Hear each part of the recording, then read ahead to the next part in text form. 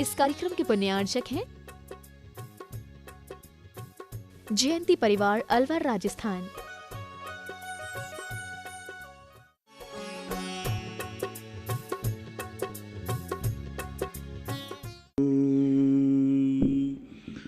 नमः सिद्धेभ्यः। जय श्री ओम नमः सिद्धेभ्यः। जय श्री ओम नमः सिद्धेभ्यः। जय श्री ओम नमः सिद्धेभ्यः। नमो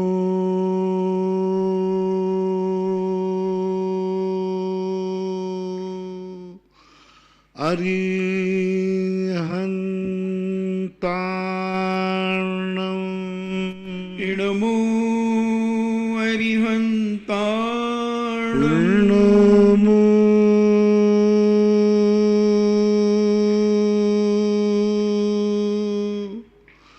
सिद्धार्णं।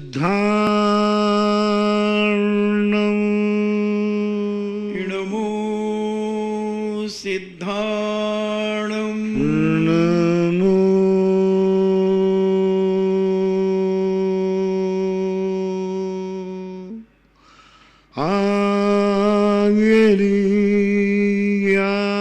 आयर्यार्णं। इडमो आयर्यार्णं। नमो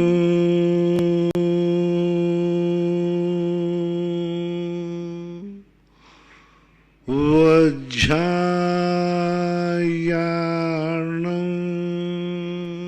इडमो उबज्झायार्णं। नमो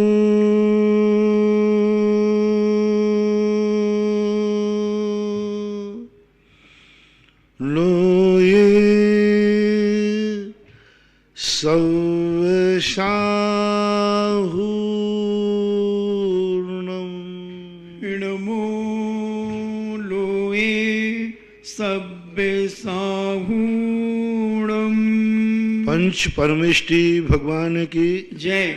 आचार्य श्री गुरुवर कुंद कुंद महाराज की जय। आचार्य श्री गुरुवर विद्यासागर महाराज की जय। परम पूजनीय निर्यापक श्रवण मुनि श्री सुधा सागर जी महाराज की जय। चिल्लक श्री गंभीर सागर जी महाराज की जय। सभी जिज्ञासु और श्रोतागण पूज्य मुनि श्री को नमोस्तु करें। श्रीमती प्रियंका जैन इंदौर से पूछती हैं, गुरुवर नमोस्तु। गुरुवर, एक भक्त के लिए परमात्मा से अधिक गुरु को महत्व दिया गया है। महाराज जी, गुरु को इतना महत्व स्थान क्यों दिया है? दो प्रकार की स्थितियां होती हैं जीवन में, एक उपादेय और एक उपकारी। जब उपादेय तक पहुंचना हमारा संभव नहीं होता डायरेक्ट, तो हमें बीच में एक मेडिटर चाहिए, उपकारी चाहिए। परमात्मा वह महाशक्ति है, परमात्मा वह इतने गहराई की शक्ति है, परमात्मा एक इतनी ऊंची शक्ति है जहाँ तक अपन लोगों की पहुँच नहीं होती, सोच भी नहीं पाते। तो उसके बीच में हमारी एक गुरु की कड़ी होती है। गुरु वह होता है जो भक्त और भगवान को बीच से जोड़ता है। गुरु वह होता है जो साध्य साधन की कड़ी को जोड़ता है। गुरु वह होता है इंजन और डिब्बे को बीच में जोड़ने वाली एक कड़ी होती है। भक्त एक डिब्बा है, भगवान इंजन है, बीच में दोनों को कड़ी जोड़ने के लिए गुरु काम करता है। गुरु एक ऐसा सामंजस्य बैठालता है जो भक्त से कहता है डरो मत, लेकिन वो भगवान इतना पावन है, मैं कैसा पापी हूं, कैसे बैठेगा? गुरु कहता मैं बैठा लूंगा। जो भगवान और भक्त के बीच का एक ऐसा माध्यम है जो हमें भगवान तक पहुंचा देता है। हमारी तो औकात ही नहीं है भगवान को आंख मिलाने की, उनको देखने की। गुरु एक ऐसा चश्मा बन जाते हैं जिनके चश्मा के माध्यम से हम भगवान को देख लेते हैं। तो चरणानुयोग कहता है उपादेश से बड़ा तुम्हारे लिए उपकारी है। द्रव्यानुयोग कहता है कि उपकारी कुछ नहीं है, सब कुछ उपादेय है। और चरणानुयोग कहता है उपादेय तक पहुंचाने वाला उपकारी है, इसलिए पहले उपकारी की वंदना करो। ये दो दृष्टिकोण हैं। जब हम द्रव्य दृष्टि से देखेंगे, समय सार की दृष्टि से देखेंगे, द्रव्यानुयोग की दृष्टि से देखेंगे, तो वहाँ उपकारी गौण है, साधन गौण है, मार्ग गौण है, सब कुछ गौण कर दिया। बोले इनका कोई मतलब नहीं। सत्य क्या है? शुद्ध स्वरूप, ज्ञायक स्वरूप। लेकिन जब हम व्यवहार की क्रियाओं में आएंगे, चरणानुयोग में आएंगे, तो कहेंगे नहीं, पहले उसका आभार मानो जिसने तुम्हें यहां तक भेजा है। यदि तुम उपकारी को भूल जाओगे, रास्ता नहीं पा पाओगे, और उपादेय को भूल जाओगे तो मंजिल नहीं पा पाओगे। अब उन दोनों में से क्या चाहिए? यदि आप उपकारी को भूल जाओ, रास्ता मिलेगा ही नहीं, तो मंजिल भी नहीं मिलेगी। और उपादेय को भूल जाओगे, रास्ता लेके करोगे क्या? मंजिल का तो पता ही नहीं है। इसलिए गुरु एक ऐसी महाशक्ति है, जब व्यवहार शरणानुयोग की दृष्टिकोण अपनाते हैं तब गुरु भगवान से भी बड़ा नजर आता है, क्योंकि उसने वह कार्य कर डाला जो हम संभव ही नहीं था, हमारी पहुंच ही वहां तक नहीं थी। हम वो जनवाणी को समझ ही नहीं पा रहे थे कि है क्या चीज। हम तो डायमंड हाथ में लेकर कांच मान रहे थे कि बच्चे को खेलने के काम आएगा। लीजिए, भगवान तुम्हें बताने वाला नहीं है। भगवान तो कहता है, मैंने सुबह कहा था भगवान मौन है। वो हम कंचन लिए, कांच लिए, वो कहते मैं ये कंचन है, कांच का टुकड़ा है। भगवान कहते मान, मेरा क्या जा रहा है? बोले भगवान हीरा है। बोले तू जो मानना है सो मान। वो ज्ञायक स्वभावी है, वो ज्ञाता दृष्टा है। और हमारी बुद्धि है नहीं कि हम उसको मान लेंगे। हीरा है, हमें तो कांच का टुकड़ा दिख रहा है, बच्चे को खेलने देंगे। बीच में गुरु आएंगे, वो बोलेंगे, गुरु करुणावान होते हैं, वो बोलेंगे कि बेटा ये कांच का टुकड़ा नहीं, डायमंड है, अनमोल है, हीरा है। बस यह काम जो करने वाले होते हैं गुरु होते हैं। विजय जैन मुंबई से पूछते हैं, नमोस्तु महाराज जी, आज हमारी जैन समाज की जनसंख्या कम होती जा रही है और आम जनसंख्या बढ़ रही है, तो क्या इसका कारण परिस्थिति के अनुरूप बदलाव ना करना यानी कट्टरता और जटिलता पर आधारित है? नहीं, कोई ऐसी बात नहीं है। तुम जैनी खुद इसके दोषी हो। मैं देख रहा हूँ, 50 साल से देख रहा हूँ, राजस्थान में देख रहा हूँ, MP UP में सब देख रहा हूँ, कितने जैनी अजैन बन गए अभी अभी मेरे देखते देखते। एक भी जैनी अजैन नहीं बना, गणना ज्यों की तो। एक भी जैनी कभी भी अजैन नहीं बना आज वर्तमान परिप्रेक्ष्य में। तो तुम जो परिवर्तन कह रहे हो, ये परिवर्तन नहीं हो रहा है। सबसे ज्यादा कारण है जैनियों के कम होने का कारण परिवार नियोजन। संसार की सारी जातियों में, भारत की सारी जातियों में सबसे ज्यादा फैमिली प्लानिंग जैनियों में है, क्योंकि जैनी पढ़ी लिखी समाज है। सबसे ज्यादा 100% निकलेगा, और जातियों में नहीं है। और जातियों का परसेंटेज बहुत कम है, लेकिन जैनी का तो पूरा परसेंटेज है परिवार नियोजन। और परिवार नियोजन के कारण से ही जैनियों की जनसंख्या कम होने का कारण बन रहा है। सबसे ज्यादा कन्याओं की भ्रूण हत्या जैनियों में होती है। सबसे ज्यादा कन्याओं की भ्रूण हत्या जैन समाज में होती है, जैनी करते हैं। उसका प्रमाण है कि जैनी 1000 पर 800, 1000 बच्चे हैं, 800 बच्चियां हैं आज के समय पर। किसी जाति का ये बैलेंस नहीं डगमगाया। किसी तुम कहोगे नहीं बच्चे ज्यादा पैदा हो रहे, कन्याएं कम पैदा हो रही, नहीं, वो भी रेशो मैंने देख लिया, ऐसा कुछ भी नहीं है। कन्याएं ज्यादा कम पैदा हो रही, बच्चे ज्यादा हो रहे, ऐसा कुछ भी नहीं है। महत् कारण है भ्रूण हत्या, क्योंकि जैनी के पास पैसा है, वो 2 नंबर में कराता है, 5,000 के 50,000 फेंकने को तैयार है। ये 2 कारण सबसे ज्यादा जैनियों का परसेंटेज कम क्यों हुआ? किसी भी जाति का इतना परसेंटेज नहीं है सरकारी आंकड़ों के अनुसार। 1000 पे 800 बच्चियां बची। एक दिन वो था जो हमारे शास्त्र में लिखा, 1 पुरुष था 3 कन्याएं थी। हमेशा ये आगम का वचन है, चौथे काल में 1 पुरुष 3 कन्याएं, इसलिए बहुविवाह प्रथा थी। अधिक विवाह क्यों करता था पुरुष? क्योंकि कन्याएं ज्यादा थी, राजा की तरफ से छूट थी। और आज 1000 पर 800 कन्याएं बच रही हैं। ये भ्रूण हत्या का परिणाम है। सबसे ज्यादा कन्याओं को भ्रूण में, गर्भ में मार दिया जाता है जैनियों के लिए, जैनियों के घर में। और सबसे ज्यादा परिवार नियोजन कराया जैनियों ने। इसका परिणाम है कि जैनियों की संख्या दिन प्रतिदिन कम होती जा रही और जैनियों की मृत्यु दर कम है। सबसे कम जैनियों की मृत्यु दर है, क्योंकि जैनियों में सबसे कम अकाल मौत होती है। क्योंकि जैनी का रहन सहन, जैनी का खान पान, जैनी के गुरुओं के द्वारा तुम्हें संतोष, तुम्हारे लिए जो तुम्हारे सब तरफ से सबसे कम अकाल मौत होती है जैनियों में। क्योंकि आज भी जैनियों में नशाखोरी करके कितने लोग गाड़ी चलाते हैं। जैनी लोग शराब पीकर कितने जैनी गाड़ियां चलाते होंगे। और दूसरी जातियों में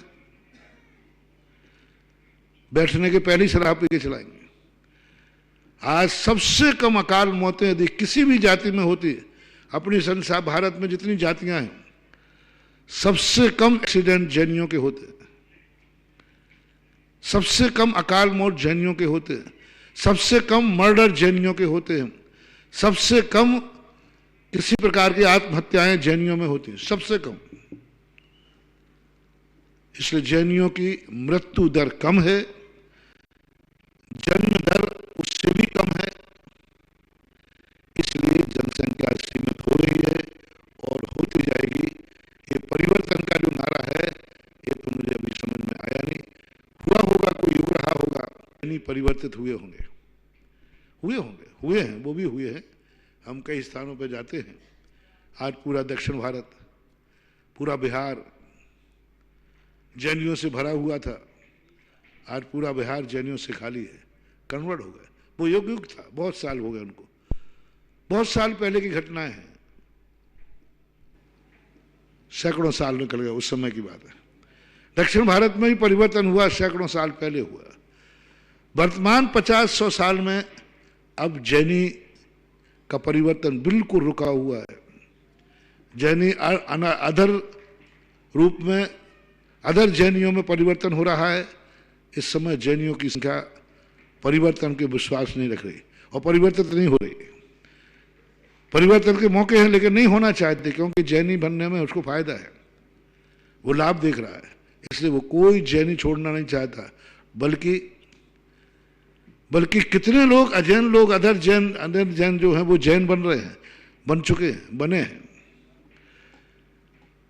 अभी तक इतिहास देखा गया, एक भी दिगंबर साधु कभी श्वेतांबर नहीं बना, जहां तक मुझे ख्याल है। और कितने श्वेतांबर लोग दिगंबर बन गए। कोई दिगंबर जैन समाज, श्रावक श्वेतांबर समाज नहीं बनी। कितने श्वेतांबर आज दिगंबर हैं, गुजरात भरा पड़ा है, जो श्वेतांबर के कुल में जन्मे लेकिन दिगंबरों में कन्वर्ट हो गए। वो बंबई से, हैं? बंबई से भी, हाँ, सब जगह बहुत सैकड़ों ऐसे दिगंबर श्वेतांबरों में परिवर्तन नहीं हो रहे। श्वेतांबर दिगंबरों में परिवर्तन होने की संख्या ज्यादा है। दिगंबर से श्वेतांबर होने की संख्या बिल्कुल नगण्य, 0 है। कोई इक्का दुक्का हो, कोई शादी विवाह आदि के माध्यम, वैसा धर्म परिवर्तन किया हो। श्वेतांबरों ने तो फिर भी धर्म परिवर्तन किया स्वेच्छा से, दिगंबर धर्म अपनाया। कांजी देख लीजिए, हमारे सुसागर महाराज थे, विशालमती आरिका थी, बहुत सारे ऐसे महाराज हुए। ऐसा कोई दिगंबर श्वेतांबर में गया हो, कोई इक्का दुक्का हो तो मुझे पता नहीं है। तो ये परिवर्तन का जो नारा है, ये आपकी धारणा मिथ्या है। आप खुद अपने पैर पर कुल्हाड़ी पटक रहे हैं, आप खुद अपनी जनसंख्या कम कर रहे हैं, आप खुद नहीं चाहते हैं कि हमारे घर में जैनियों की संख्या बढ़े। जब घर में जैनी नहीं बढ़ाओगे तो मोहल्ले में, समाज में, देश में क्या जैनी बढ़ेगा। आज कोई जैनी अपने परिवार की संख्या को बढ़ाने के मूड में नहीं है, घटाने के रूप में। 2 ही नहीं, अब तो 1 के मूड में भी आ गए जैनी। जैनियों का एक फैशन चल रहा है कि अभी तक तो 2 ही थे, अब 2 नहीं 1 पर आ गए। इससे अच्छा है कि संयम ही ले लो, तो काहे को तुम्हारा दोनों हाथ में, इधर से भी जा रहा है उधर से जा रहा है। हलवा मिले ना मांडे, 2 ही दिन से गए पांडे। इससे अच्छा तो संयम लेकर लियो तो अच्छा है। कम से कम संयम नहीं लेंगे, लेकिन फैमिली प्लानिंग करा करके असंयम करेंगे, फैमिली प्लानिंग करा करके असंयम की तरफ जाएंगे। ये एक दोष ही जैन जनसंख्या कम करने का मूल कारण है। आदि कुमार जैन वंट, नमोस्तु गुरुदेव। क्या जमीकंद के ऊपर की पत्तियां भक्ष्य के अंतर्गत आती हैं? नहीं, बहुत सारी ऐसी हैं, क्योंकि सभी पेड़ जमीकंद हैं। मूली जमीकंद, तो मूल किसे बोलते? जड़ को। कौन सा पेड़ है जिसकी जड़ नहीं होती हो? हर पेड़ की जड़ हवक्ष है और हर पेड़ के पत्ते, फल फूल भक्ष है।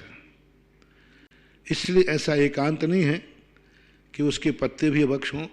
मूली नहीं खाते, लेकिन मूली की सेंगर आप खाते हैं। पत्ते बहुत सारे होते हैं जिनको खाया जाता है, तो दोनों में अंतर।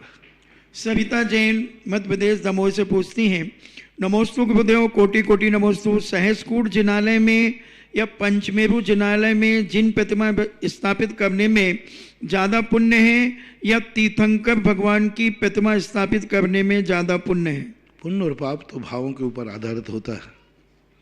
आपकी श्रद्धा और आस्था, आपका भाव है। एक ने कहा कि महाराज मैं तो सहस्रकूट में मूर्ति बैठा लूंगा। बोले क्यों? बोले सहस्रकूट में बैठाने में हमें ये पता चलता है कि हमारे भगवान में 1000 रूप थे, 1000 गुण थे। अब देखो उसकी श्रद्धा कितनी है। वो भगवान की महिमा बढ़ाना चाहता है कि लोग समझेंगे 1008 मूर्ति क्यों बैठा ली जाती हैं, क्योंकि भगवान इतने रूपों में अपने जीवन को करते, इतने गुण उनमें होते हैं। अब उसका लक्ष्य देखो कितना ऊंचा हो गया। एक ने कहा कि मैं तो नंदीश्वर द्वीप में ही बनाऊंगा, 24 में क्यों नहीं? सोच देखना, 24 ही सामने थी, नंदीश्वर सामने था।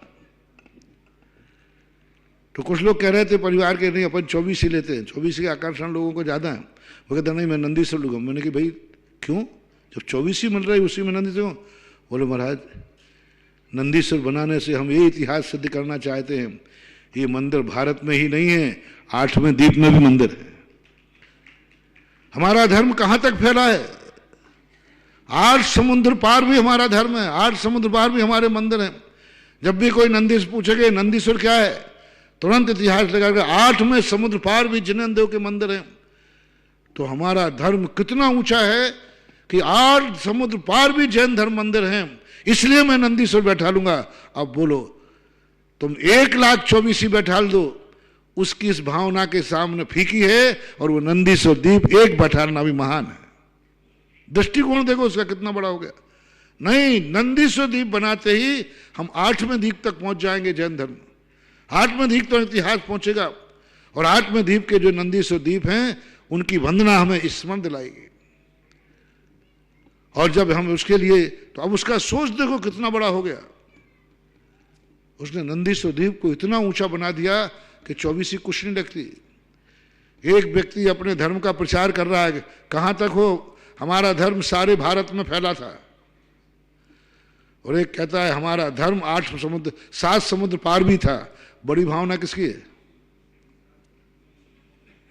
उसका सोच दो कितना पुण्य कमा लिया। 24 ही सामने रखी, पारसनाथ भगवान का मंदिर मिल रहा है उसको। बोले नहीं नंदीश्वर बैठा लूंगा। मैंने जब सोच पहुंचा मैं गदगद हो गया। मैंने कि पुण्य ना तो नंदीश्वर में है ना 24 में है, आपका सोच क्या है, आपका भावना क्या है, किस भावना से आप बैठा रहे। 8वें समुद्र तक, 7 समुद्र पार आप जिनेन्द्र भगवान को देखना चाहते, सात समुद्र पार जिनेंद्र भगवान के दर्शन यहां कराना चाहते। मकर संक्रांति में आप मंदिर के दर्शन करते हैं। भरत चक्रवर्ती ने सूर्य बिंब के दर्शन कर लिए। कितना बड़ी चीज। 8 समुद्र पार नंदीश्वर द्वीप में भगवान है। मैं सारी दुनिया को यही दिखाना चाहता हूं कि तुम वहां नहीं जा सकते हो। लो, मैं नंदीश्वर द्वीप में जिनालय बनाकर आपको यहीं दर्शन कराऊंगा। कि बड़ा पुण्य। किसी ने कहा मैं सम्मेद शिखर नहीं जा सकता, चिंता मत करो, मैं सम्मेद शिखर यहीं लाता हूं। लक्ष्मण जी को हम कैलाश पर्वत पर नहीं ले जा सकते, कठिन था। सुषेण वैद्य ने कहा कि लक्ष्मण जी कैलाश पर्वत के किनारे पहुंच चले तो कहां बच सकते हैं। अब इतने सारे लोगों को कैलाश पर्वत कैसे ले जाया जाए। और जिस अवस्था में लक्ष्मण है उस अवस्था में से आकाश में ले नहीं जा सकते। हनुमान कहते चिंता मत करो, मैं कैलाश पर्वत यहीं लाता हूं। कितना बड़ा सोच। यानी सारी जनता को नंदीश्वर द्वीप का दर्शन कराऊंगा मैं, जहां मनुष्य पहुंच नहीं सकता। मानसोत्तर पर्वत के बाहर मनुष्य नहीं जाएगा। लेकिन एक भक्त दानी ने कहा भले हम वहां नहीं जाएंगे लेकिन भगवान को यहां बुलाएंगे और सबको नंदीश्वर द्वीप का दर्शन कराएंगे। कितना पुण्य, कितनी भावना।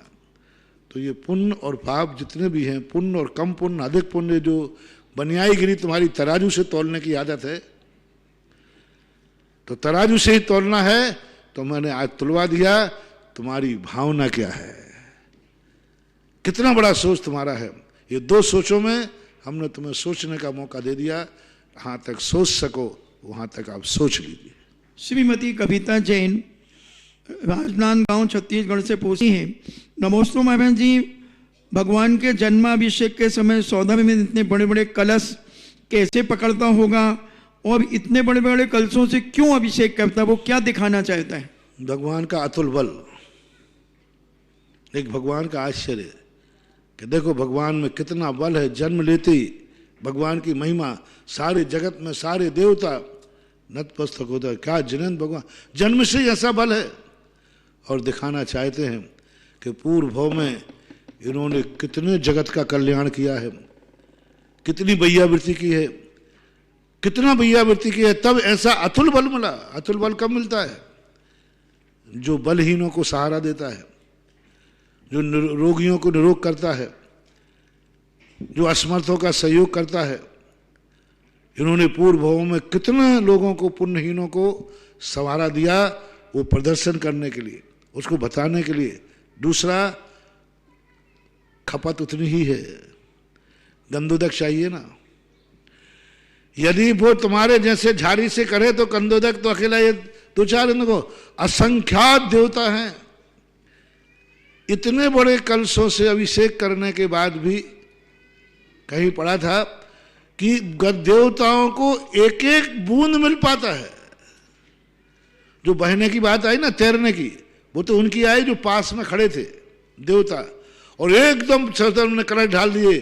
वो गंदोदक इतना बहा कि सारे देवता जो पास खड़े थे वो तैरने लगे। लेकिन जब गंदोदक लगाने की बात आई तो वो ऊपर से गिरा। जब गंदोदक, ऐसे लग रहा था कि बहुत बड़ी बाढ़ आ रही हो। जब नीचे जाके देखा तो गंदोदक की एक बूंद भी नहीं थी, एक बूंद नहीं थी। कहां चली गई? सारे देवताओं ने अपने सिर पे धारण कर लिया और एक एक बूंद मिली। तो वहां पर गंदोदक की इतनी खपत थी, इसलिए इतना बड़ा गंदोदक बनाया जाता है। मैं बहुत बार कहता हूं, जितनी गंदोदक की खपत हो उतना ही गंदोदक बनाना चाहिए। श्रीमती सारिका जैन सिरोन से पूछती हैं, नमोस्तु महाराज जी, आचार्य श्री के विधान में ये लाइन आती है, उपादेय को भूल गया मैं, काम बलि की अर्थ पूछ रहे। उपादेय को भूल गया मैं, हे तत्व से प्यार किया, इसलिए तो काम बलि ने मुझ पर कसकर वार किया। ये सामान्य विषय है, पूजा की पुस्तक में है। काम बलि का अर्थ क्या है? हाँ, उपादेय को भूल गया, उपादेय ने जो हमारा लक्ष्य था भूल गया। हे तत्व को हमने प्यार किया, इसे काम बलि यानी वासनालु, कामी व्यक्ति को बोलते हैं। काम ने, वासनाओं ने हमारे ऊपर प्रहार करके हमें बांध लिया है। ब्रह्मचारिणी विद्धि जैन मिलोनीगंज जबलपुर से पूछती हैं, नमोस्तु महाराज जी, आपने बताया कि गणधर भगवान कभी आहार नहीं लेते, तो क्या उन्हें कभी क्षुधा पिपासा की वेदना नहीं होती? वह तो शरीर सहित होते हैं, उनके 8 कर्मों में से एक भी कर्म क्षय नहीं हुआ है, तो उनका आहार क्यों नहीं होता? यह तो आगम में उल्लेख मिला नहीं कि उनको भूख लगती या नहीं लगती। यह उल्लेख जरूर मिला कि उनका शरीर पूरी जिंदगी में आहार नहीं करने पर उनका शरीर क्रश नहीं होता, उनका बल क्षीण नहीं होता, उनकी कांति मलिन नहीं होती, उनका कंठ सूखता नहीं है, उनके होंठों पर पपड़ी जमती नहीं है, उनको चक्कर आता नहीं है, उनको पित्त बढ़ता नहीं है। ये तो सब लिखा है ये सब लिखा है। पित्त बढ़ेगा नहीं, चक्कर आएगा नहीं, शरीर क्रश नहीं होता, कांति रंच मात्र भी कम नहीं होती, क्योंकि उनके पास एक से पूरी 63 रिद्धियां होती हैं। अब भूख लगती है नहीं व्यक्ति, ये तो गंधर्व परमेष्टि से ही पूछना पड़ेगा। श्रीमती लता जैन गुना पूछती हैं, जिज्ञासा है, आत्मा से जुड़े कर्म फल कैसे देते हैं? फल कैसे देते हैं? जैसे बनते हैं वैसे फल देते हैं। फल देने का अर्थ है कि वे इतने उदय में जब आते हैं तो निमित्त बन जाते हैं, और उनके निमित्त से हमारे परिणाम, जैसे अपन शांत बैठे अपने सामने दुश्मन आ जाए तो हमारे अंदर क्रोध आ गया है, वो दूर है मैं दूर हूं, लेकिन देखते ही क्रोध आ गया। उसने हमें नहीं देखा, कुछ बोला भी नहीं, गाली भी नहीं दी, हमारी दृष्टि उस पर पड़ गई, क्रोध आ गया। ऐसे ही कर्म रूपी बैरी जब उदय में आता है तो जैसे ही आत्मा उसमें देखती है, कमजोर आत्मा, तो उसको क्रोध आदि भाव आ जाता है कि ये कर्म उदय में आ गया, तो निमित्त नैमित्तिक संबंध है। इंजीनियर पीसी जैन पूछते हैं, महाराज जी नमोस्तु नमोस्तु, कर्म किसे कहते हैं? कर्मों का आत्मा से बंध कैसे होता है? कैसे बताओ? होता है, राग द्वेष जो है इनसे बंद होता है। जैसे आचार्य ने उदाहरण दिया, शरीर में यदि तेल लगा लिया जाए और धूल उड़े तो धूल जैसे चिपक जाती है, ऐसे राग द्वेष करता है आत्मा, तो ये कर्म वर्णाएं अपने आप आत्मा को चिपक जाती, बंध को प्राप्त हो जाते। और ये कर्मों का जो बंध है ये औदय कहलाता है। जब तक व्यक्ति औदयिक भाव कहलाता है, जैसा कर्म का उदय आया वैसा हमने कर लिया। हमारे लिए कर्म का उदय आया रुलाने का, हम रो पड़े, हंसाने का आया हंस पड़े, भूख लगी हमने खा लिया, प्यास लगी हमने पी लिया, नींद आई हम सो गए, गुस्सा आया हमने क्रोध कर लिया, मान का निमित्त मिला हमने मान कर लिया। जैसा जैसा हमने कर्म ने नचाया वैसा वैसा हम करते गए, तो कर्म बनता जाता है, कर्म बनता जाता है। कर्म ने कहा आज तुम्हें हंसना है, हम हंस बैठे।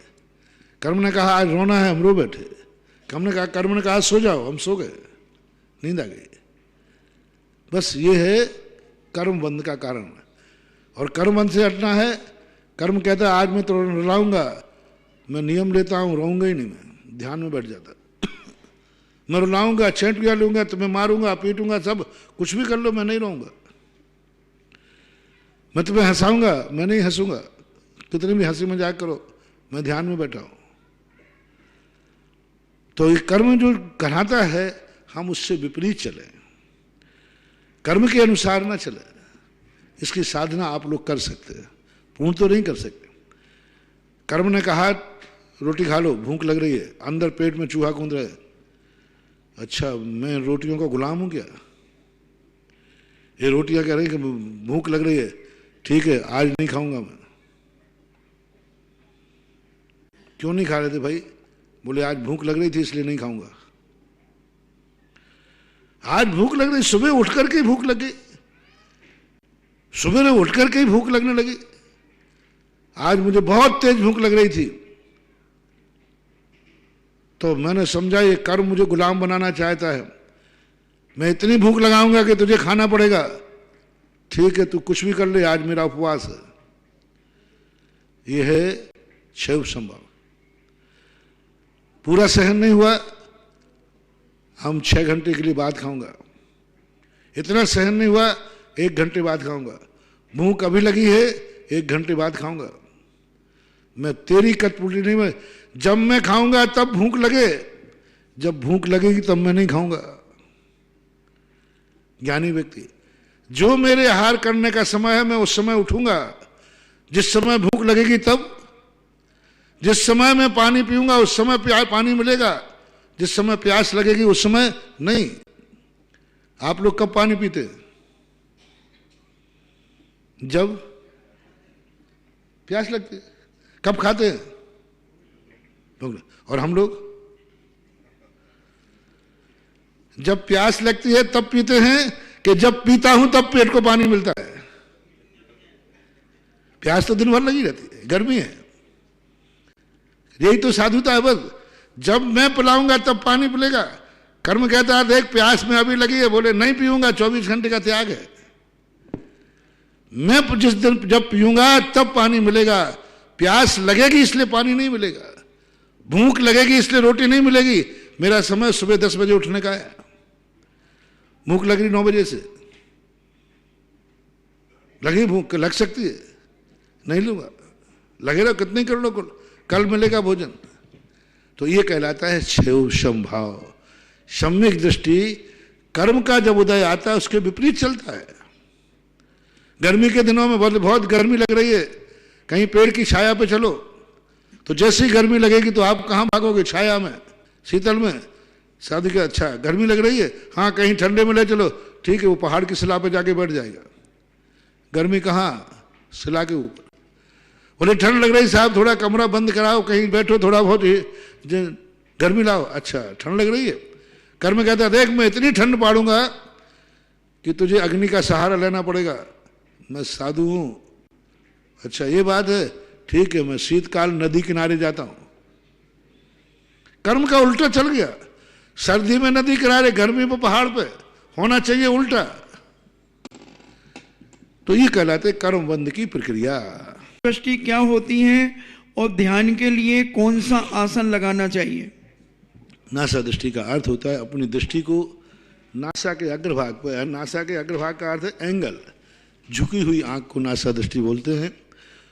और भाव पक्ष से लेकर समस्त आशाओं से, इच्छाओं से दृष्टि को हटा लेना नासा दृष्टि कहलाती है। और ध्यान लगाने के लिए कौन सा? ध्यान के लिए तो सबसे अच्छा सिद्धासन कहलाती है, पद्मासन कहलाती है, बहुत सारी आसन दी, खड़गासन भी है। ऐसे परम पूज्य आचार्य गुरुवर संत शिरोमणि 108 विद्यासागर जी महामुनिराज के परम प्रभावक शिष्य जगत पूज्य निर्यापक समर मुनि पुंगव श्री सुधासागर जी महाराज के पवित्र पावन चरणों में हम सभी श्रावक श्रावकाओं की ओर से और जिनवाणी चैनल और सुधा कलश चैनल के माध्यम से देख रहे देश विदेश के सभी श्रावक श्रावकाओं की ओर से कोटिशः नमोस्तु नमोस्तु नमोस्तु गुरुवर। बंधुओं, परम पूज्य श्री के आशीर्वाद, परम पूज्य श्री के सत्संग सानिध्य में और परम पूज्य आचार्य गुरुवर श्री 108 विद्यासागर जी महामुनिराज के आशीर्वाद से तपोदय तीर्थ क्षेत्र पर भव्य पंच कल्याणक प्रतिष्ठा महामहोत्सव 11 फरवरी 2021 से 16 फरवरी 2021 तक बहुत भव्य रूप में मनाया जा रहा है। और इसके लिए हमारे पास आज एक पात्र बाहुबली का भी चयन हो चुका है और उनने अपनी स्वीकृति प्रदान कर दी है। इनके सम्मान के लिए अभी मैं बुलाऊंगा। और इसी पंच कल्याण के लिए सहयोग राशि 21,000 रुपये निर्मल कुमार जी जैन परिवार अहमदाबाद की ओर से। और जो पंच कल्याणक में अष्ट कुमारियां बन रही है उनमें मेरे पास 2 नाम और आए हैं, तपांशी जैन पुत्री श्री मनोज जी जैन गोधा बिजोरिया और श्री धनराज जी मंजू देवी अजय कुमार रिंकल टिया आर्या संयम टोंगिया बच्चेखेड़ा वाले भीलवाड़ा टिया जैन को उनने अष्ट कुमारी बनाने का सौभाग्य दिया है। तो आपके दान और पुण्य की अनुमोदना। और बड़े बाबा की जो वेदी बन रही है उस पर बहुत शीघ्र ही सोने का काम प्रारंभ होने जा रहा है। उसके लिए 11,000 रुपए की राशि स्वर्गीय खजानचंद जी स्वर्गीय सीलवंती जी की पुण्य स्मृति में श्री सत्येंद्र कुमार आशा जी सौरभ गौरव जैन फरीदाबाद की ओर से 5100 रुपये गुप्तदान के रूप में, 5100 रुपये आकांक्षा नीरज जैन नवजात शिशु चेची और 5,001 रुपए राजेश ज्योति समय जैन गोटे गांव वाले। और जो यहाँ पर गौशाला चल रही है उसके लिए 11,000 रुपए की राशि अमित रानू जी जैन बड़जात्या मुंबई की ओर से, और 5100 रुपए नमिता शैलेश अक्षत जैन नई दिल्ली की ओर से। जो यहाँ पर वृक्षारोपण का कार्यक्रम चल रहा है और एक वृक्ष की राशि रखी गई है मात्र 5100 रुपए, एक वृक्ष लगाने का सौभाग्य प्राप्त किया है संगीता जैन गांधीनगर सरधना। और चंद्रोदय तीर्थ चांदखेड़ी में जो असीमकालीन पक्तामर विधान प्रारंभ हो चुका है उसके लिए एक नाम आया है साल भर में एक दिन के लिए अपने परिवार के नाम से विधान करेंगे श्री कमल जी, मंजू जी, अंशुल, आयुष, वृंदा, अमन जैन सपरिवार, मनोज कलेक्शन खानपुर। आप सभी के दान और पुण्य की अनुमोदना। आज की पहली जिज्ञासा वात्सल्य जैन नरियावली की ओर से है। नमोस्तु गुरुवर, मैं 17 साल का हूं। मेरा प्रश्न है संस्कृत भाषा पहले आई थी या प्राकृत भाषा? क्योंकि मेरे सर मुझे बताते हैं कि संस्कृत भाषा सबसे पहले आई थी, उसके बाद पाली भाषा और उसके बाद प्राकृत भाषा आई थी, जबकि ऐसा नहीं है। सबसे पहले प्राकृत भाषा आई थी। सर से इस विषय पर बहुत बहस हुई। मैंने कहा कि नमोकार मंत्र प्राकृत भाषा में है और नमोकार मंत्र सबसे पहले और सबसे महान मंत्र पहला मंत्र है। वो मानने के लिए तैयार नहीं है। वो कहते हैं कि गूगल की वेबसाइट पर संस्कृत भाषा सबसे प्राचीन भाषा बताते हैं, तो वह गूगल बताते हैं और कहते हैं कि गूगल पर संस्कृत भाषा सबसे पहले आई है। गूगल में जो कुछ भी है वो हमने फिट किया है। गूगल कोई आकाशवाणी नहीं है, कोई देवताओं की वाणी नहीं है। गूगल में तो हमने फिट कर दिया कि पुरानी भाषा, अब जिसका गूगल था, जिसका बहुमत था, उसने फिट कर दिया अपनी भाषा प्राचीन भाषा है। चाइना ने फिट कर दिया कि सबसे प्राचीन चाइना है, तो चाइना बोलता है। तो ये तो अपनी अपनी भाषाएं हैं। इतिहास जब खोजते हैं तो सबसे पहले प्राकृत भाषा है, क्योंकि प्राचीन ग्रंथ जो हैं सबसे पहले प्राकृत भाषा में मिलते हैं। दुनिया में किसी भी शताब्दी के ग्रंथ क्यों ना हो, वे सब संस्कृत भाषा के बाद के हैं। इसलिए इतिहास तो यही है, प्राकृत पहले थी, फिर अपभ्रंश और संस्कृत, इन दोनों का समकालीन माना जा सकता है, क्योंकि दोनों समकालीन चलते रहे। और यूँ मानो कि प्राकृत के बाद संस्कृत, और संस्कृत और प्राकृत के बीच में जो मिलकर के मिली भाषा आई वो अपभ्रंश भाषा आई। तो इस प्रकार का इतिहास है। अब आजकल तो यह है जिसकी लाठी उसी की भैंस, जिसका बहुमत है उसका सब है, वही माना जाता है। जैसे मैंने कहा था, न्यायालय में कभी सत्य नहीं होता, क्योंकि कानून सदा अंधा होता है। इसलिए कानून की जो तराजू लिए हुए तौलने वाली पुतली बनाई जाती है उसको अंधा बनाया जाता है, पट्टी बांधी जाती है, क्योंकि कानून कुछ नहीं जानता। कानून ऑन द स्पॉट नहीं होता। कानून चलता है दो वकीलों पर, कानून चलता है दो गवाहों पर। दो गवाह मिल गए तो अपराधी को भी छोड़ दिया जाएगा, दो गवाह नहीं मिले तो जो निरपराधी है वो भी बंद हो सकता है, जो एक अपराधी को गवाह के ऊपर है। इसलिए आज जो कुछ भी चल रहा है इतिहास, वो बहुमत के ऊपर है, वो सत्य नहीं है, न्याय हो सकता है। अगली जिज्ञासा ऑडियो के माध्यम से, और उसके बाद तैयार रहेंगे चक्रेश जी चौधरी मेहरोनी और हमारे जो बाहुबली के पात्र हैं यहाँ उपस्थित हैं। मैं पंकज जी बगड़ा से निवेदन करूंगा कि उनका पगड़ी, साल, तिलक, माला पहना के सम्मान करेंगे। आप दोनों आएंगे, बालचंद जी और श्रीमती दुलारी देवी आ जाएं, आगे आ जाएं और इधर जिज्ञासा रखेंगे ऑडियो के माध्यम। परम पूज्य आध्यात्मिक संत तीर्थ उद्धारक मुनि पुंगव सुधा सागर जी महाराज के चरणों में धुर्रा परिवार, अशोकनगर व थुवन जी कमेटी का बारंबार नमोस्तु। परम पूज्य गुरुदेव श्री प्रसाद सागर जी महाराज सहित 6 महाराज जियों का अशोकनगर आगमन हुआ। परम पूज्य उत्तम सागर जी महाराज पूज्य गुरुदेव के चरणों में नमोस्तु निवेदित करते हुए जिज्ञासा रख रहे हैं। पूज्य गुरुदेव से प्रार्थना जिज्ञासा का समाधान करें। नमस्तु भगवान, नमस्तु मेरे राम, मेरे प्रणाम स्वीकार करो। जिनके दर्शन से मिले सारे तीर्थ धाम, चलते फिरते ग्रंथ का सदा सिंधु मुनिराज, सदा सिंधु राम मुनिराज। भगवान, एक आज सवेरे का क्लास में एक प्रश्न उठा था, तीर्थंकर प्रकृति का उदय, बिना तीर्थंकर प्रकृति के उदय के 5 कल्याण हो सकते क्या? क्या मात्र तीर्थंकर प्रकृति का उदय मात्र 13वें 14वें गुण स्थान में होता है क्या? अगर पहले गुण कर्म कल्याण, जन्म कल्याण, तप कल्याण एक 11वें उदय में नहीं होता है क्या? मात्र बंद में ही होता है क्या? और आचार्य से तो कहते हैं मोक्ष कल्याण तो तीर्थंकर मोक्ष जाने के बाद होता है, तो वो पंच कल्याण में नहीं आता है। ये क्या है पंच कल्याण? तीर्थंकर पढ़ते थे बन सात तो उदय क्या है? पंच कल्याण कितने पांचों कल्याणक कि तीर्थंकर पढ़ करके बंद में होते हैं, क्या सत्ता में होते हैं, क्या उदय में होते हैं, क्या उदीर्णा होते हैं? ये कुछ थोड़ा सा विस्तार से आप समझाइए। आज क्लास में चर्चा चली थी, हमें समझ में नहीं आए, इसीलिए तो आपके चरणों में कोटि कोटि प्रणाम करते हुए आपसे प्रश्न करते, क्योंकि आप भी भविष्य काल में मेरे भावना से तीर्थंकर बनने वाले हैं, इसीलिए मैं आपसे निवेदन कर रहा हूँ। नमोस्तु मेरे राम, मेरे प्रणाम स्वीकार। तीर्थंकर प्रकृति का बंध जो होता है वो अंता कोढ़ा कोड़ी प्रमाण के अंतर होता है। उसकी आबाधा काल एक अंतर मुहूर्त होती है। बंध शुरू होने के बाद एक अंतर मुहूर्त के बाद ही तीर्थंकर प्रकृति के निषेकों का उदय चालू हो जाता है। चाहे नरक में हो तो भी चालू होगा, जब भी बनता है, लेकिन वह स्वमुख से उदय में न आकर के परमुख से उदय आती है।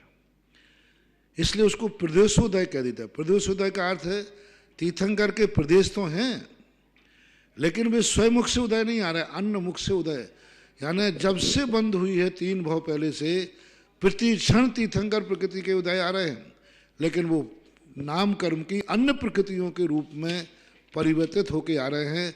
उस उदय से कोई भी फर्क पड़ने वाला नहीं। जब प्रकृति परमुख से उदय में आती है तो उसी फल देती है जिस मुख से उदय में आती है, स्वयं फल नहीं देती। तीर्थंकर प्रकृति का उदय तो नरकों में भी चल रहा है, अभी भी चल रहा है उनका, अभी कल्याणक शुरू नहीं है।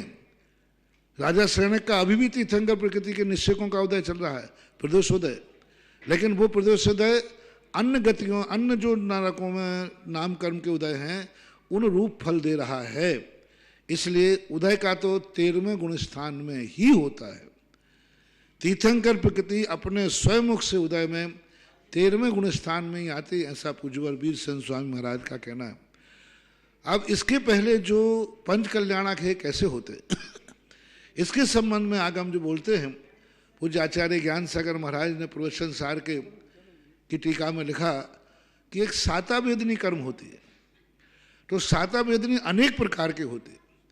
एक साता वेदनी वह होती है जो तीर्थंकर प्रकृति के साथ में ही बनती है। वैसा विशुद्ध परिणाम और कोई जीव नहीं कर सकता। ऐसी साता वेदनी कर्म जो तीर्थंकर प्रकृति बांधता है, उसी समय वो बनती है जिसमें 9 महीने रत्न बरसते। क्योंकि जो भी सामग्री शुभ मिलती है वह साता वेदनी कर्म के उदय से मिलती है। यानी साता वेदनी कर्म का कार्य क्या है? सुख की सामग्री का संग्रह कराना, जुटाना। तो साता वेदनी कर्म जब बंधा था तीर्थंकर प्रकृति साथ में, उस समय ऐसी साता बंधी थी कि 9 महीने तक रत्न बरसेंगे। गर्भ कल्याणक साता 15 महीने तक। जो कल्याणक है, साता वेदनी कर्म जो है वह पंच कल्याणक कराता है। गर्भ कल्याणक, रत्न वृष्टि, ये सब वही कराता है। दूध करना, खून का दूध करना किसने किया? वो तो गर्भ में है अभी। साता वेदनी कर्म ने किया कि वो साता वेदनी कर्म जैसे आया उदय में, उन्होंने सब अतुल जितने भी सब कुछ हैं सब साता वेदनी। तो कोई दूसरा जीव भी क्या तीर्थंकर प्रकृति कर्म बांध सकता है? नहीं बांध सकता। क्योंकि वो जो कर्मबंध है साता वेदनी का, वो तीर्थंकर प्रकृति के साथ ही उसका भंग बैठता है। इसलिए 13वें गुण स्थान के पहले जो कुछ भी उनको फल मिल रहा है, जो भी कल्याणक हो रहे हैं, वे सब तीर्थंकर प्रकृति के समय बंधी हुई विशिष्ट साता वेदनी कर्म के उदय से होते हैं। ऐसा आगम से जानना चाहिए। क्योंकि 13वें गुण स्थान के पहले उसका उदय मानने पर आगम से विरोध प्राप्त होता है, और निषेकों का उदय मानने पर कोई फर्क नहीं पड़ता। वो तो साता में चली गई, साता में चली गई। तो ऐसी व्यवस्था बनाना चाहिए, यही आगम सम्मत है और यही व्यवस्था है। चक्रेश जी चौधरी और तैयार रहेंगे। मोनूजी सिंगई पत्रकार मेहरोनी। चक्रेश जी चौधरी आप ही कर लो। मेरे पिता समान गुरुवर के चरणों में बारंबार नमोस्तु नमोस्तु नमोस्तु। मैं नसराबाद से ताराचंद पाटनी। महाराज, मैं आपका परम आभार मानता हूँ। अभी एक माह पहले मेरे जीवन साथी का संलेखना मरण हुआ, उसके लिए मैं बारंबार आपका उपकार मानता हूँ, आपने उसे आशीर्वाद दिया। प्रश्न करिए, प्रश्न करिए। मेरा प्रश्न है महाराज, मैं भी संलेखना मार्ग पर चल रहा हूँ, लेकिन मैंने अतीत में इतने पाप किए हैं, इतने दुष्कर्म किए, इतने कुकर्म किए, उसके लिए मैं कर्मों की जेल में बंद हूँ। और बार बार मैं तो बहुत अच्छे से अच्छा करने की कोशिश कर रहा हूँ और कर रहा हूँ। चलो भाई चलो, ओम शांति। आपको आशीर्वाद है, आपकी जब संलेखना लोगे ना आप, तो अतीत के सब पाप कट जाएंगे, मेरा आशीर्वाद है। बस संलेखना की तैयारी कर रहे हो तो अच्छी तरह करो, सब पाप संलेखना में कट जाते हैं। संलेखना ऐसा हवन है जिसमें जन्म जन्म के किए हुए पाप सब आहूत हो जाते हैं। मैंने आपका प्रश्न पूरा समझ लिया, उत्तर दे दिया। ओम शांति। मोनू जी सिंघई पत्रकार और उसके बाद तैयार रहेंगे अभय जी जैन मेहरोनी। नहीं है क्या? ऑडियो दे दे भाई। देखिए जिनका नाम मैं बोलता हूँ वो तैयार रहे माइक लेके, ये जिज्ञासा समाधान चल रहा है, लाइव चलता है। मेरे परम पूज गुरु पुंगव सुधा सागर जी महाराज को मेरा एवं मेरे परिवार का एवं जंगम भजन समाज में उनका त्रिकालवार नमोस्तु नमोस्तु नमोस्तु। हे भगवान, मैं 14 जनवरी 2018 को आपके दर्शन के लिए आया था और मैंने प्रश्न किया था कि महाराज जी, हमारी भावना है कि हमारे कॉलोनी मंदिर में सुंदर से सुंदर जो है भगवान का समूषण बने, और महाराज ने आशीर्वाद दिया। वो आशीर्वाद मिलते ही हमने कार्य प्रारंभ किया। तो यहाँ से जो कारीगर गए वहाँ 3 दिन रुके रहे, क्योंकि 3 भेदी है मंदिर के, उसके ऊपर जो है समूषण बनना था। तो वहाँ 3 दिन रुके रहे। उनके समझ के पोला बना, बोल 30,000 गुम्बे लगेंगे। हम 30,000 गुम्बा छत पे कैसे लगेंगे? अब 3 दिन के बाद महाराज जी हम सोए, हमने स्मरण किया कि महाराज का आशीर्वाद है, महाराज जी आप हमारे लिए ऐसा आशीर्वाद दिया है वो पूर्ण हो। तो महाराज जी हम सो गए। और सोने में महाराज जी आपने कहा कि जहाँ समूषण बनना है 9 इंची गुम्मा उठाएं, और जो गंध कुटी है वहाँ सिंगल गुम्मा, इन गुम्मों से गुम्मा जोड़ देना, 2-3 हजार गुम्मे में तुम्हारा समूषण बन जाएगा। महाराज जी ऐसा किया और समूषण बन गया। इतना सुंदर भव्य महाराज जी आपके आशीर्वाद से, और साथ ही में उसमें 24 महाराज जी ऐसा कौन सा पूर्व कर्म में हमने ऐसा पुण्य किया कि महाराज जी आप निमित्त हुए और हमारा ही समझ गया। देखो भाई, विज्ञापन ना करें, प्रश्न करें। समूषण बहुत अच्छा है, भावनाओं से समूषण बनता है। तुम्हारी भावना पवित्र थी, अच्छी थी, श्रद्धा थी, गुरु के प्रति तुम्हें विश्वास है कि गुरु के मुख से जो निकला है वह होगा। उसी विश्वास ने तुम्हारे कार्य को कर दिया। नमोस्तु महाराज, नमोस्तु नमोस्तु नमोस्तु। ऑडियो के बाद तैयार रहेंगे बालचंद जी ठोला बिजोरिया। परम पूज्य निर्यापक श्रमण के चरणों में हम सबका कोटिशाह नमन। मुनिश्री आचार्य उमा स्वामी महाराज जी ने 5 प्रकार के निर्ग्रंथों का वर्णन किया है 9वें अध्याय में। पुलाक, बकुस, कुशील, निर्ग्रंथ और स्नातक, जिसमें प्रतिशेवना कुशील, कुशील के 2 भेद किए हैं, प्रतिशेवना कुशील और कषाय कुशील। तो प्रतिशेवना कुशील की परिभाषा बता रहे हैं कि जो परिग्रह से घिरे रहते हैं और मूल और उत्तर गुणों में परिपूर्ण है, लेकिन कभी कभी उत्तर गुणों की विराधना करते हैं, वे प्रतिशेवना कुशील कहलाते हैं।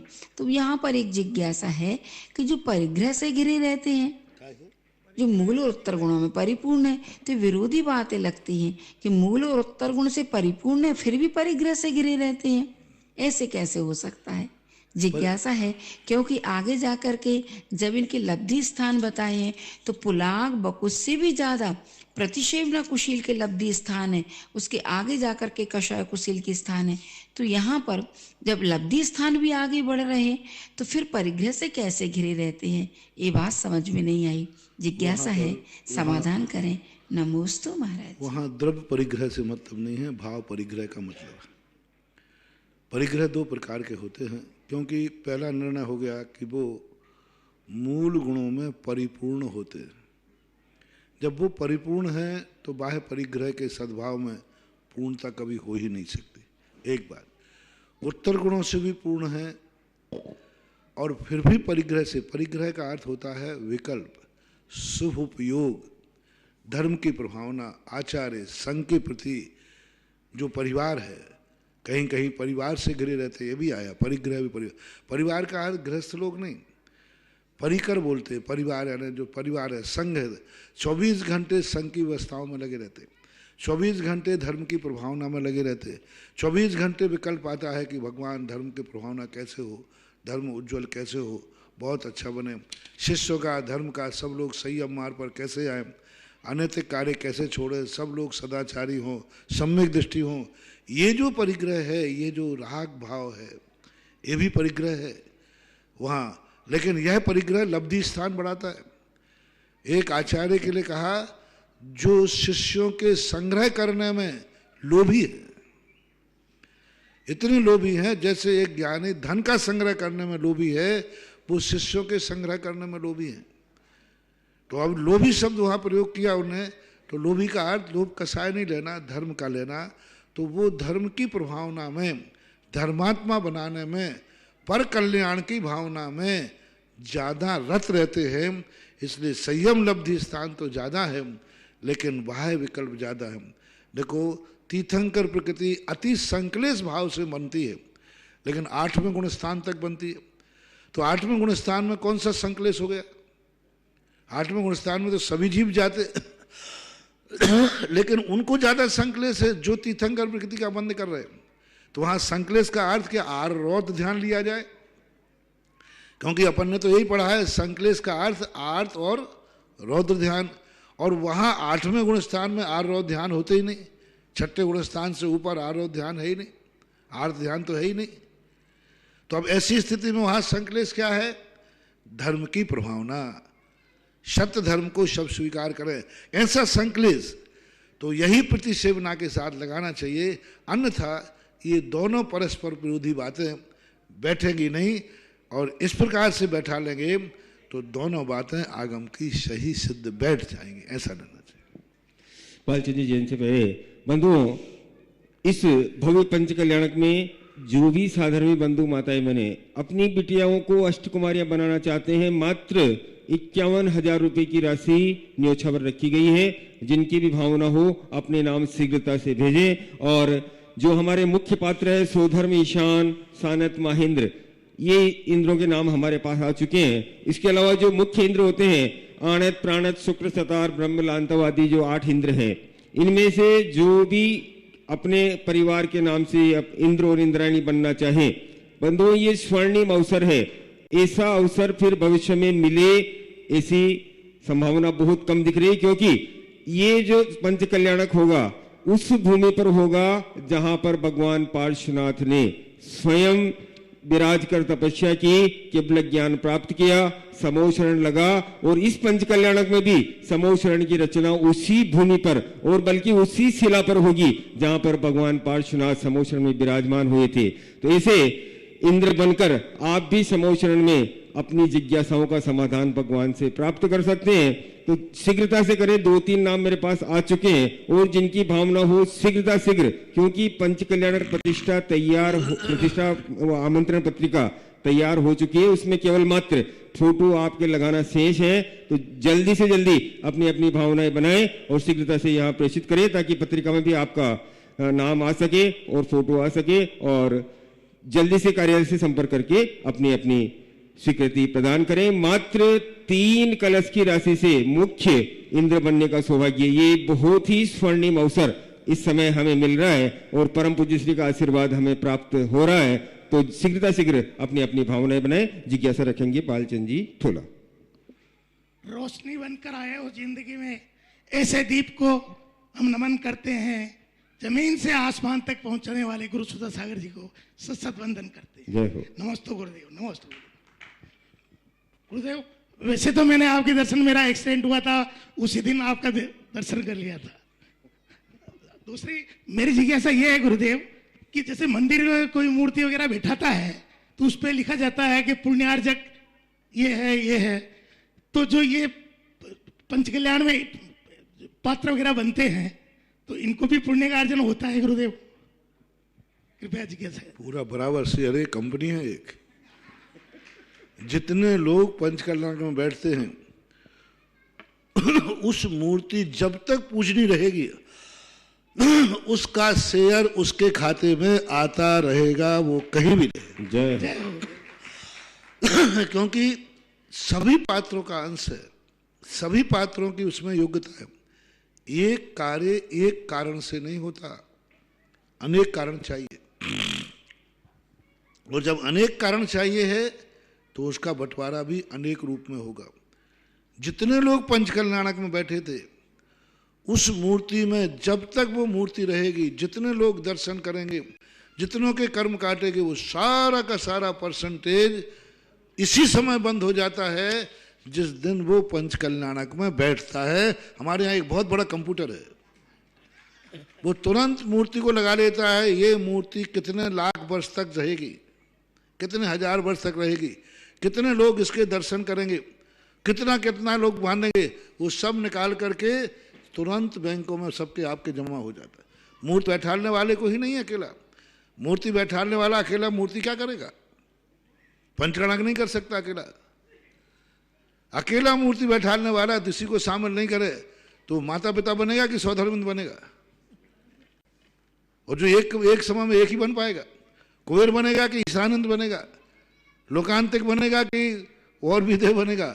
इसलिए एक मूर्ति बैठाने वाला कोई भी हो, मंदिर कोई भी बनावे, लेकिन ये जब तक पूरी कंपनी तैयार नहीं होगी तब तक पंचकल्याणक नहीं होगा।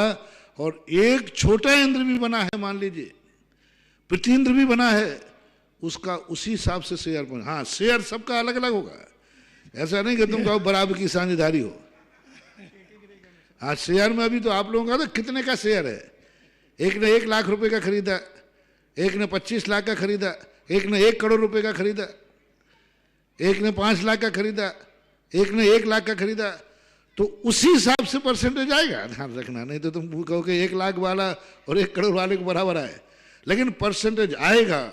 और जब तक वो मूर्ति जिंदा रहेगी तब तक का पूरा परसेंटेज एक एक पाई पाई से उन सबको मिलेगा जो उस पंचकल्याणक में शामिल हुए थे। इसलिए मैं सदा कहता हूं, आपके सामने, आपके घर में, आपके स्थान पर, आपके जब भी ऐसे मौके मिलते हैं, शक्ति प्रमाण भाग लेना। कभी ये मत सोचना जैसे आप कितने भी व्यापार करते हो और कोई साइड का व्यापार करने का मौका मिले तो गुलाब जामुन करते हैं महाराज। आप जो धंधा करते हो और उसी साइड में थोड़ा सा कोई दूसरा धंधा मिल रहा है साइड में, तो करते हो कि छोड़ देते हो? करते हैं साइड, करते। इसी प्रकार ये कभी नहीं सोचना मैंने तो एक बार पंचकल्याणक में बैठ गया, एक बार बैठे तो एक बार का मिलेगा शेयर। जितने बार बैठो अपना कोई ना कोई शेयर हर मूर्ति में होना चाहिए। जितनी मूर्तियां आपके मंदिर में बैठी हों, हर मूर्ति में आपका शेयर होना चाहिए। मेरी भावना तो ये है। आपके मंदिर में, आपके क्षेत्र में जब भी किसी मूर्ति में जाओ, अरे इस कंपनी का तो मैं शेयर हूं, मैं पंचकल्याणक में फलाना इंद्र बना था। ठीक है, आपकी शक्ति प्रमाण आपकी है, आपकी जितनी शक्ति हो, लेकिन पार्टिसिपेट करना। जैसे आप अपने रिश्तेदार बनाने के लिए व्यवहार में जाते हैं, सभी लोग व्यवहार एक समान लाते हैं कि शक्ति के अनुसार? लेकिन लाते हैं। इसी प्रकार जब अपने देवता का पंचकल्याणक हो, हमारा व्यवहार जाएगा, हम कुछ ना कुछ बनेंगे, चाहे भली थोड़े अंश में बने। व्यवहार शामिल होना चाहिए, बस। ये कभी नहीं सोचना। ये सोचते हो हम उस रिश्तेदार कहां तक व्यवहार दें? हर साल उसके यहाँ शादियां होती है, एक रिश्तेदार के यहाँ आप कितने बार जा सकते हो? बहुत बार जाना। ब्याई जी के यहाँ साल भर में 10 शादियां हुई तो 10 बार जाना पड़ेगा, और 11वीं हो गई तो 11 बार भी जाना पड़ेगा। ये कहोगे तुम शादियां करते हो तो कहां तक आऊं तुम्हारे यहाँ? वहां तो 12वीं शादी हो जाए तो भी। और भगवान के कार्यों में कितने पंचकल्याणक में बैठू महाराज, साल भर पहले फिर किया था, फिर आफत आ गई है। रिश्तेदारी निभाना है, रिश्तेदारी निभाना है तो जितने बार कार्यक्रम होंगे उतने बार व्यवहार लेके जाना पड़ेगा। भगवान से व्यवहार निभाना है, पारसनाथ से, तपोदची से। तो जब जब भगवान का यहाँ कार्यक्रम होगा तुम्हें व्यवहार लेके जाना पड़ेगा, चाहे भली उसमें 1 रुपया लेके जाओ, लेकिन जाना पड़ेगा। पिछले पंच कल्याणक में भी ये मेरे- व्यवहार है, इसलिए सब क्रियाओं को व्यवहार कहते हैं। धर्म की क्रियाओं को बस हमने बहुत सरल उदाहरण दे दिया। जैसे रिश्तेदारी का व्यवहार निभाया जाता है, अनिवार्य रूप से निभाना, नहीं जाओगे तो बुराई कट्टी खत्म, व्यवहार खत्म। ऐसे ही धार्मिक कार्यों में अपने देवता का जब कार्यक्रम हो, व्यवहार नहीं छोड़ना। अपने परिवार में से किसी न किसी को शामिल कर देना कि नहीं, व्यवहार बना रहे। पारसनाथ से व्यवहार नहीं तोड़ना। जब तक घट में श्वास है, पारसनाथ से व्यवहार बनाए रहो, लगे रहो मुन्ना भाई, लगे रहो। वैसे आपका आशीर्वाद पिछले पंच कल्याणक में भी मेरे को मिला था। हाँ रहो। अगली जिज्ञासा के लिए तैयार रहेंगे सुनील कुमार जी, जैन एडवोकेट मेहरोनी। और बंधुओं, आप सभी के लिए एक शुभ सूचना में दे रहा हूं। तपोदय तीर्थ क्षेत्र के जो मंदिर हैं, मूल नायक मंदिर जो तलघर में मंदिर है, वो तो 4-5 दिन से खुला हुआ है और 1-2 दिन में सारे मंदिर आपके लिए दर्शनों के लिए खोल दिए जाएंगे। और जो भी बंधु विश्व के सबसे बड़े तपोदय क्षेत्र के मूल नायक बड़े बाबा की शांति धारा अभिषेक करना चाहें, स्वयं आकर आप कर सकते हो। ऐसी व्यवस्थाएं यहाँ तीर्थ क्षेत्र कमेटी द्वारा की गई है। तो जिन लोगों की भावना यहाँ आकर करने की है, आप यहाँ पधारें और भगवान का अभिषेक शांति धारा करने का सौभाग्य प्राप्त कर सकते हैं। और ऑनलाइन के माध्यम से तो हमेशा हो ही रही है। अगली जिज्ञासा रखेंगे वकील साहब श्री सुनील कुमार जैन, ललितपुर से महाराज जी, प्रबंधक शांति निकेतन इंटर कॉलेज मेहरौनी। महाराज जी, जब आज सुबह ललितपुर से चला तो मन में बहुत सारी शंकाएं और प्रश्न पैदा हो रहे थे, लेकिन आज दोपहर में जब समाज के साथ आपसे चर्चा और परिचर्चा हुई तो सारी शंकाएं और सारे समाधान मिल गए महाराज जी। अब तो सिर्फ प्रश्न की जगह आशीर्वाद के लिए आकांक्षा हूँ महाराज जी। और आशीर्वाद तो सुनील बाबू का है, बहुत अच्छा। मेहरौनी का एक बहुत बरसों से विद्यालय को संभाले हुए हैं। अच्छे अच्छे विद्यालय चलते हैं, बंद हो जाते हैं, लेकिन एक छोटे से गांव में विद्यालय चला रहे सुनील बाबू। बहुत अच्छा कार्य लेकर के आज पूरी समाज मेहरौनी के साथ एक साथ आए हैं। बहुत अच्छा कार्यक्रम किया, सब बातें हो गई, चर्चा हो गई।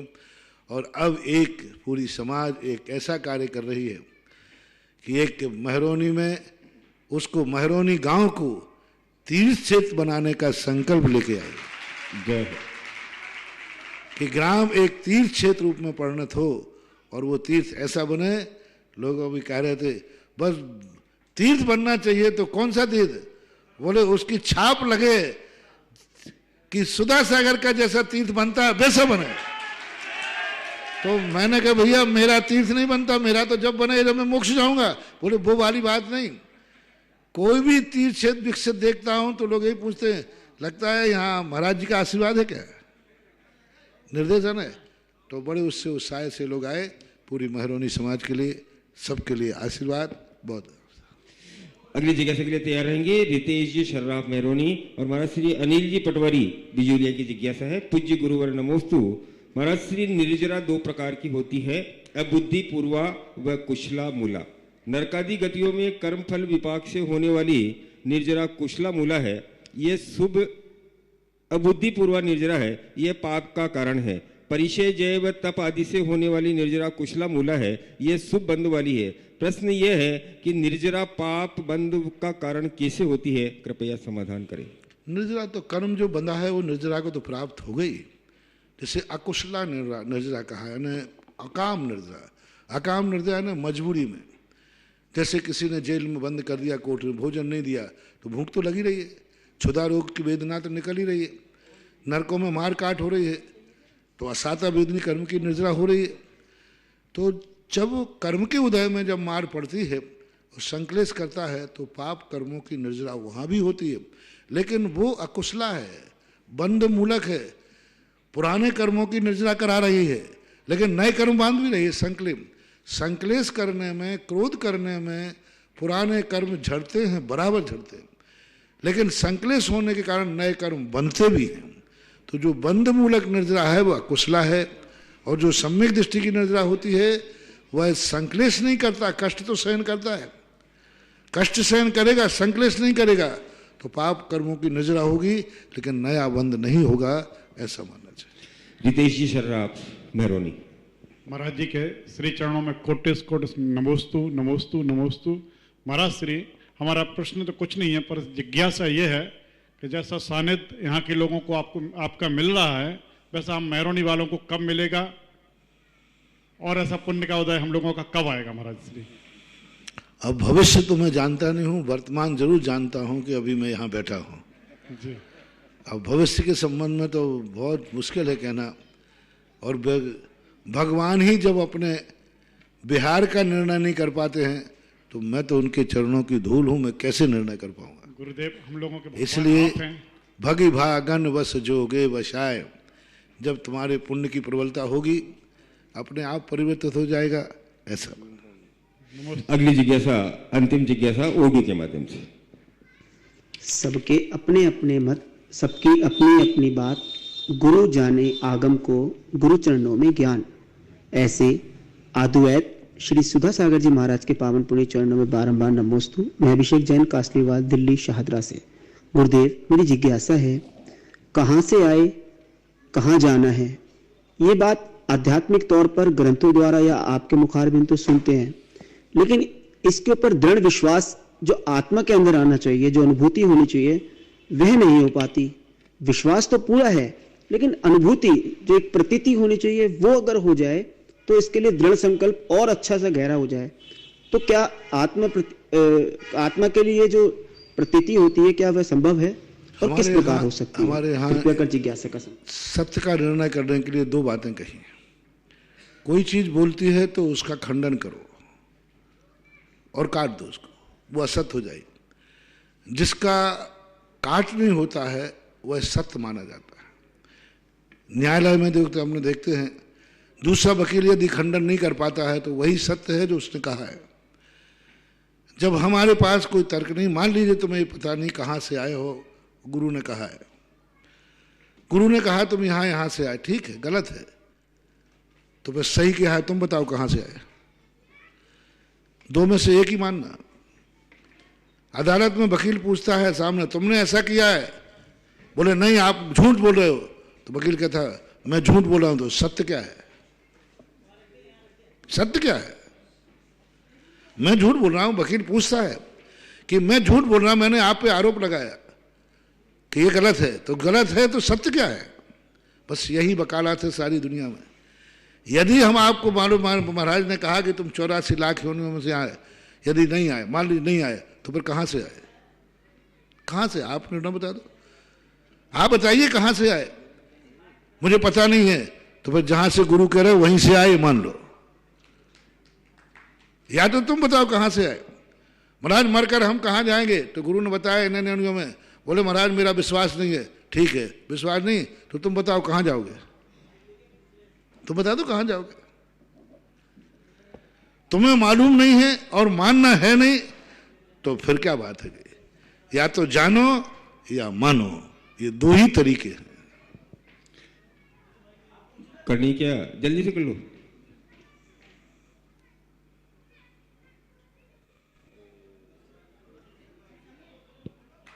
अरे बोलो ना।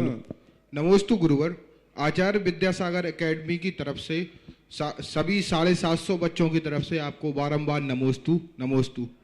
महाराज श्री, अध्यापक के तौर पर मेरा प्रश्न ये है, मेरे यहाँ जितने भी बच्चे पढ़ते हैं सभी सामान्य रूप से मंदिर जाते हैं, पूजन करते हैं, लेकिन अध्यापक के तौर पर मैंने देखा है बहुत सारे बच्चों में मानवीय संवेदनाएं खत्म हो रही हैं, उन्हें धर्म के प्रति, राष्ट्र के प्रति। तो अध्यापक के तौर पर मेरी क्या जिम्मेदारी बनती है, या बहुत सारे छोटे बच्चे हमारे यहाँ पढ़ते हैं कि उनको कैसे मैं गाइड करूं कि उन पर मानवीय संवेदनाएं जो राष्ट्र के प्रति हो और धर्म के प्रति मैं जागृत कर सकूं। नमोस्तु गुरु। जब किसी देश में दूसरी संस्कृति का प्रवेश हो जाता है तो मूल संस्कृति त्रोहित होती है। आज जो तुम्हारा इंटरनेट है, आज तुम्हारे तो मोबाइल है, आज टीवी है, आज जो चैनल है, इन पर जो प्रोग्राम आते हैं वे चरित्रहीन आते हैं, मानव संवेदना से रहित आते हैं, और सब कुछ खुला करके दिखा दिया। पहले पाप छुप करके होता था, आपके इंटरनेट ने पाप को खुला कर दिया। पहले लोग किसी को मारते थे, मांसाहारी थे, छुप करके मारते थे कमरे में, आज मांसाहार को कैसे बकरे को मारा जाता है तुम्हारे चैनल पे दिखा देते हैं, कितनी निर्दयता से मारते हैं। पहले हर व्यक्ति नहीं देखता, मांसाहारी ही देखता था, जो काटता था कि बकरे को कैसा काटना, मुर्गे को कैसे काटना, उसी को पता था, दुनिया को मालूम नहीं था। लेकिन आज दुनिया के सामने चैनल ने दिखा दिया कि बकरे को कैसे मार के काटते हैं, कैसा खाते हैं, क्या करते हैं। हम जो नहीं खाता था वो भी देख रहा है, उसका मन बदल जाता है।